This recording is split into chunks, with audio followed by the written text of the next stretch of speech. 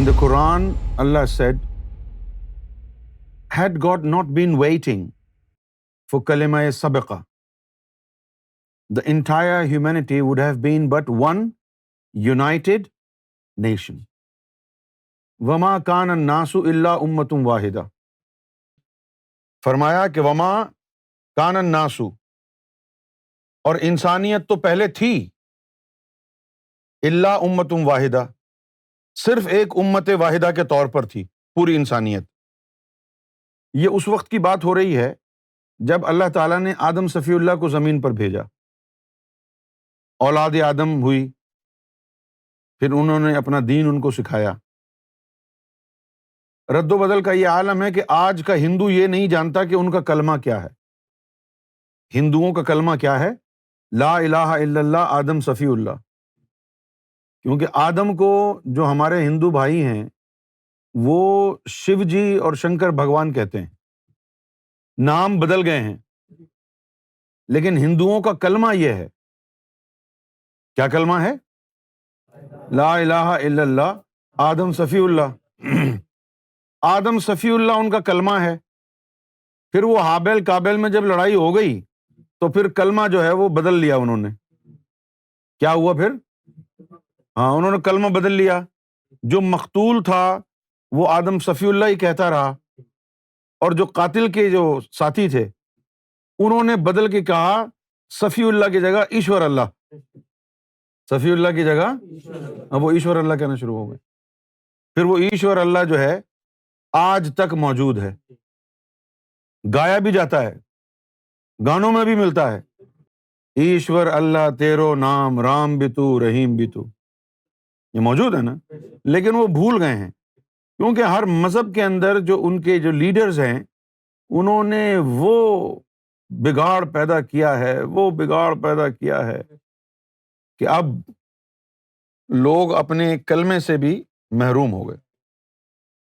تو اب آدم صفی اللہ کی جب نسل چلی ہے تو اس وقت جو ہے ایک ہی دین تھا، ایک ہی امت تھی۔ اس لیے اللہ تعالیٰ نے فرمایا کہ وما کان الناس الا امۃ واحدہ، کہ اور ابتدا میں تو سارے ایک امت واحدہ تھی۔ فاختلفوا، پھر جو ہے وہ جدا جدا امتیں ہو گئیں۔ فاختلفوا، پھر جدا جدا امتیں ہو گئیں۔ اچھا، پھر کیوں ہوئی؟ ولولا کلمۃ سبقت من ربک لقضی بینہم فیما فیہ یختلفون۔ مولوی کہتے ہیں کہ اگر تیرے رب نے پہلے سے کسی بات کو طے نہ کر دیا ہوتا، یہاں ان کا مولویوں کا جب جی چاہتا ہے کلمے سے مراد کلمہ لے لیتے ہیں، اور جب جن کا جی چاہتا ہے کہ کلمے سے مراد بات بنا دیتے ہیں کہ کلمے کا مطلب بات ہے۔ سبقت، یہ جو سبقت لفظ ہے یہ اردو میں بھی بولا جاتا ہے، یعنی اچھا اردو میں تھوڑا سا اس کا معنی تبدیل ہو گیا ہے۔ اردو میں ہم اس کو یعنی اس کا مطلب سمجھتے ہیں سابقہ، یعنی جو گزر گیا، فارمر۔ لیکن عربی میں اس کا سب سے عربی میں جو اس کا مطلب ہے، ویسے تو اردو میں بھی جو ہے اس کا ایک مطلب نکال لیتے ہیں یہ کہ سب پر سبقت لے جانے والا، سب پر یعنی سب سے آگے، the one that supersedes all else۔ تو بات تو یہاں ہو رہی تھی کلمہ سبقت کی۔ کلمہ سبقت سے مراد کیا تھا؟ کہ جو پہلا کلمہ تھا، یہ قرآن کی بات ہو رہی ہے، جو پہلا کلمہ تھا سب سے پہلے، اور سبقت لے جانے والا، اس سے مراد پھر یہ ہے کہ باقی تمام جو کلمات ہیں ان سب کے اوپر یہ چھا جائے گا ایک دن۔ صحیح ہے نا؟ ان سب کے اوپر یہ چھا جائے گا۔ اب یہ جو اختلاف پیدا ہوا ہے اس اختلاف کی کئی وجوہات ہیں۔ اچھا، ایک اختلاف تو یہ ہے جس میں کوئی گمراہی کی بات نہیں ہے۔ ایک اختلاف یہ ہے کہ مختلف امتوں کو اللہ نے مختلف اپنے صفاتی اسم عطا فرمائے، صحیح ہے نا؟ آپ کے دل میں یا رحمانوں کا نور ہے، اس کے دل میں یا قدوسو کا نور ہے، اس کے دل میں جو ہے یا وہاب کا نور ہے، اس کے دل میں یا ودود کا نور ہے، تو سب حق پر تو ہوں گے، لیکن آپس میں دل نہیں ملیں گے ان کے، کیونکہ اس میں نور کچھ اور ہے، اس کا نور کچھ اور ہے۔ اس کے دل میں یا رحمانوں کا نور ہے، اس کا دل وہاں جا کے لگے گا جہاں یا رحمانوں کا نور ہوگا۔ اس کے دل میں یا ودودوں کا نور ہے، اس کا اشتراک اس سے ہوگا جو یا ودودوں کا نور رکھتا ہے، اور آپس میں یہ مختلف ہو جائیں گے۔ اب جو اللہ رب العزت نے فرمایا کہ کلمہ سبقت کا انتظار تھا، اگر وہ ہوتا تو یہ اختلاف نہ ہوتا۔ اس سے کیا مراد ہے؟ کیوں جی؟ اس سے کیا مراد ہے؟ اس سے مراد یہ ہے، سمجھ میں آئے یا نہ آئے آپ کی قسمت، اس سے مراد یہ ہے کہ اللہ تعالیٰ نے جو ہمارے دلوں کو بنایا تھا، روحوں کو الگ بنایا تھا، ہمارے قلوب کو الگ بنایا تھا۔ کچھ قلوب کو اللہ نے یا رحمانوں کے نور سے بنایا، کچھ قلوب کو اللہ تعالیٰ نے یا قدوسوں کے نور سے بنایا، کچھ قلوب کو اللہ تعالیٰ نے یا وہاب کے نور سے بنایا، مختلف اسماء کے نور سے بنایا نا قلب کو۔ اور کچھ قلب ایسے ہیں جن کو اسم ذات اللہ کے نور سے بنایا۔ اب جس نور سے جس قلب کو بنایا ہے، زمین میں آ کے وہی اسم اس قلب میں داخل ہو سکتا ہے، کوئی اور نہیں ہو سکتا۔ وہی نور اس قلب میں داخل ہو سکتا ہے، اور دوسرا نہیں ہو سکتا۔ موسیٰ علیہ السلام نے کہا اے اللہ دیدار دے، جواب آیا تاب نہیں۔ پوچھا کسی میں تاب ہوگی؟ فرمایا ایک میرا حبیب اور اس کی امت۔ تو موسیٰ علیہ السلام کو غصہ آ گیا، کہنے لگے کہ میں ایک نبی ہو کر ایک امتی کے برابر میں نہیں، جلوہ دے دیکھی جائے گی۔ جلوہ پڑا کوہ طور پر، کوہ طور سے پڑھ کے پھر موسیٰ علیہ السلام پہ آیا تو وہ بے ہوش ہو گئے، اور ان کی قوم کے جو 70 سردار تھے وہ ہلاک ہو گئے۔ اب کیا وجہ ہے کہ حضور پاک سامنے جا کے مسکرا رہے ہیں معراج میں، اور موسیٰ علیہ السلام کوہ طور کے اوپر بے ہوش ہو گئے؟ کیا وجہ ہے کہ اللہ تعالیٰ نے اپنا دیدار موسیٰ علیہ السلام کو نہیں دیا، لیکن حضور پاک کے جو امتی ہیں وہ بھی کہتے ہیں کہ ہم نے اللہ کا دیدار کیا ہوا ہے؟ کیوں جی؟ ابراہیم بن ادم کہتے ہیں میں نے اللہ کا 70 مرتبہ دیدار کیا ہے۔ امام ابو حنیفہ نے کہا کہ میں نے اللہ تعالیٰ کو 99 مرتبہ خواب میں دیکھا ہے۔ اور سلطان حق باؤ فرماتے ہیں کہ جب میرا جی چاہے میں اللہ کا دیدار کر لوں۔ تو یہ تو حضور پاک کی امت کے ولی ہیں نا، تو ان کو دیدار حاصل ہے، تو موسیٰ علیہ السلام کو دیدار نہیں ہوا۔ اب سوال یہ پیدا ہوتا ہے کہ اللہ تو اتنا بڑا سخی ہے کہ نہیں ہے؟ تو اتنی ضد کی موسیٰ علیہ السلام نے، ان کو بھی دے دیتا نا دیدار، لیکن نہیں دیا نا۔ کیوں نہیں دیا؟ صرف وجہ یہ نہیں ہے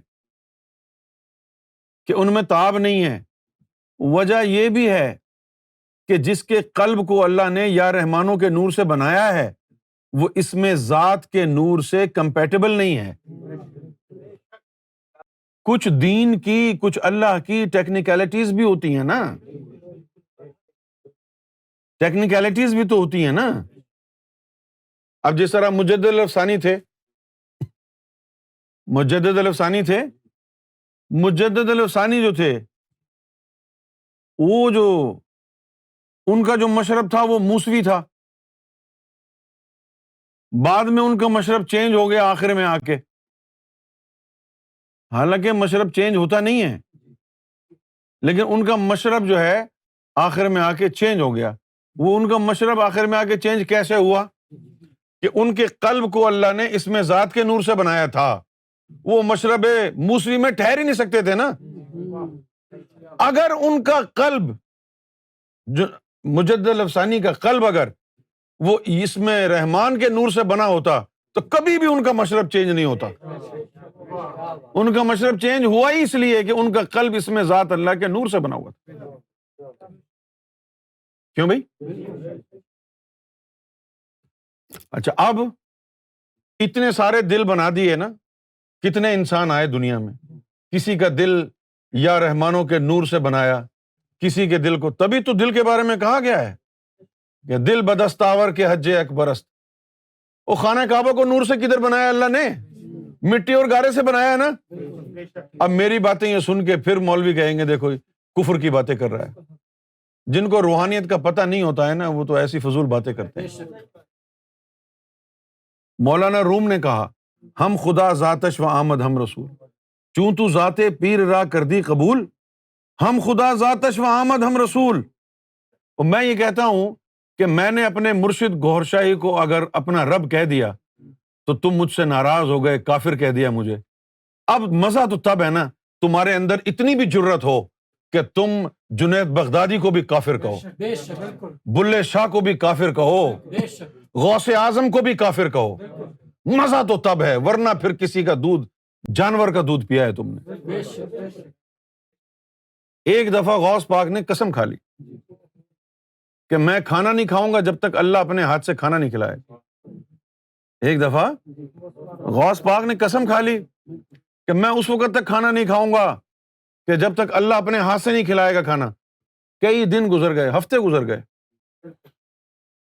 تو پھر غوث پاک کے مرشد ظاہر ہوئے. غوث پاک کے مرشد ظاہر ہوئے اور مرشد نے کہا بیٹا ضد چھوڑ دے، منہ کھول، میں کھانا کھلاتا ہوں تجھے. تو شیخ عبد القادر جیلانی نے کہا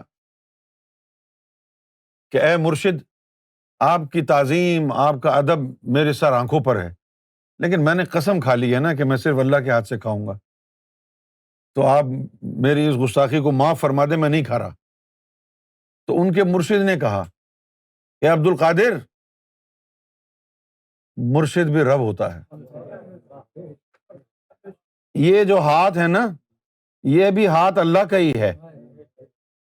یہ ہاتھ بھی جس طرح قرآن مجید میں اللہ تعالیٰ نے حضور پاک کے لیے کہا کہ یا رسول اللہ، وہ جو ریت پھینکی تھی نا، وہ تیرا ہاتھ نہیں تھا، وہ میرا ہاتھ تھا.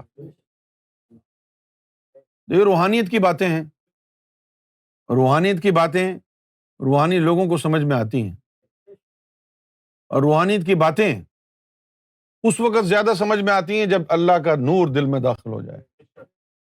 اللہ کا نور اگر داخل نہ ہو تو پھر یہ سب صوفی سارے مشرک نظر آتے ہیں، سارے کے سارے. تو انہوں نے کہا، عبد القادر جیلانی کے جو مرشد تھے، کہ بیٹا مرشد کا ہاتھ بھی اللہ کا ہاتھ ہوتا ہے. سمجھ گئے آپ؟ اچھا، اب یہ جو مختلف دلوں کو اللہ تعالیٰ نے مختلف نور سے بنایا، جس نور سے بنایا ہے نا، صرف وہی نور اس قلب میں داخل ہوگا، کوئی اور اسم داخل نہیں ہوگا. سمجھ گئے؟ ہاں. اب کوئی ایک اسم ایسا نہیں ہے کہ جو سارے دلوں میں چلا جائے. اب کیا ہو گیا؟ There is not one particular name of God that can befit all hearts, all hearts of all humanity. ایسا کوئی ایک پرٹیکولر اسم نہیں ہے. کسی میں یا رحمانو جائے گا، کسی میں یا رحیم جائے گا، کسی میں یا قدوس جائے گا، کسی میں یا ودود یا وہاب، مختلف اسماء الہی جائیں گے. کوئی بھی اسم ایسا نہیں ہے جو سب پر کمپیٹیبل ہو جائے. صرف اور صرف جو پہلا کلمہ تھا، کلمہ سبقت، اس کی خوبی یہ ہے کہ کسی کو کسی بھی نور سے بنایا ہو، صرف وہ کلمہ سبقت ہر دل میں داخل ہو جاتا ہے. تو اللہ تعالیٰ نے بھی یہی کہا کہ یہ اختلاف اس لیے ہوا ہے کہ کلمہ سبقت کا انتظار تھا، اور پھر جو اس بات میں اختلاف کرتے ہیں تو اللہ کے نزدیک ان کا کوئی اچھا حال نہیں ہوگا. دوسرا سوال کیا ہے؟ یونیورسل بردرہڈ کا. تو یہ جو یونیورسل بردرہڈ ہے، اچھا اب میرا سوال یہ ہے علماء دین سے کہ یہ جو کلمہ سبقت ہے، آپ مجھے بتائیے کہ اس کا کیا مطلب ہے؟ کیونکہ قرآن مجید میں اگر یہ کلمہ سبقت ہے اور اس کا مطلب ہے کوئی پرانی بات، ابھی بات نہیں کرو، میری طرف دیکھو، یہ قرآن مجید میں کلمہ سبقت لکھا ہوا ہے نا، تو مولوی کہتے ہیں اس کا مطلب ہے کوئی پرانی بات. سبقت کا مطلب ہے پرانی اور کلمے کا مطلب ہے بات. تو جو قرآن مجید میں کلمہ طیب آیا ہے تو اس کا مطلب پھر کلمہ طیب کیوں کہتے ہو؟ اس کا مطلب بھی کہو کہ کوئی پاکیزہ بات ہوگی. کیوں؟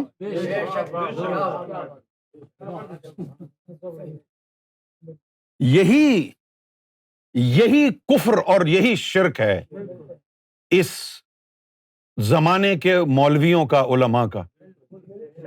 اور میری یہی باتیں ہیں جن سے آگ لگتی ہے ان کو. پھر میری ویڈیوز کے کلپ آگے پیچھے کے نکال کے لوگوں کو گمراہ کرنے کے لیے بھیجتے ہیں.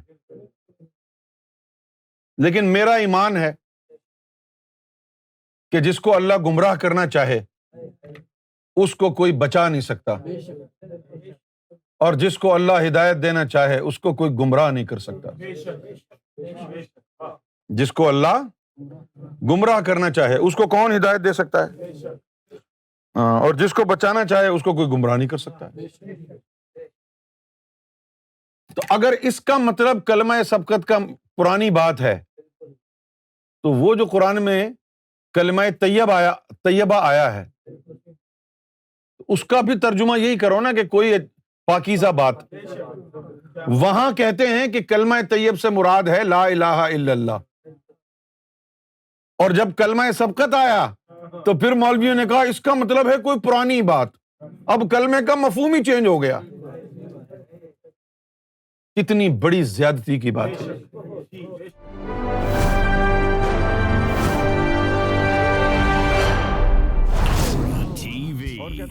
Bringing light, love, and peace in your life.